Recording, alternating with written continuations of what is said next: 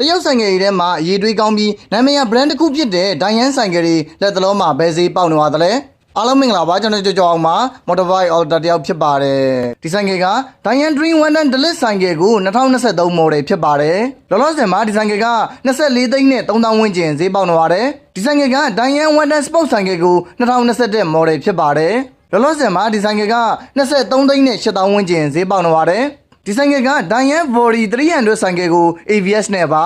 လောလောဆယ်မှာဒီဆိုင်ကယ်က52သိန်းဝန်းကျင်ဈေးပေါက်နေပါတယ်ဒီဆိုင်ကယ်က Dayang Stream 2ဆိုင်ကယ်ကို Governor Type ဖြစ်တယ်လို့2021 model ပါလောလောဆယ်မှာဒီဆိုင်ကယ်က25သိန်းဝန်းကျင်ဈေးပေါက်နေပါတယ်ဒီဆိုင်ကယ်က Dayang Wonder Delete ဆိုင်ကယ်ကို2021 model ဖြစ်ပါတယ်လောလောဆယ်မှာဒီဆိုင်ကယ်က24သိန်းနဲ့3000ဝန်းကျင်ဈေးပေါက်နေပါတယ်အားလုံးကျေးဇူးတင်ပါတယ်နောက်ရက်ဒီမှာလည်းမိုတိုနစ်ခေဆိုင်ကယ်ချစ်သူမိတ်ဆွေတွေအတွက်ခြားတော့ဆိုင်ကယ်မျိုးစားတွေရဲ့ဈေးနှုန်းတွေကိုထပ်မံပြောပြပေးတော့ပါဦးမယ်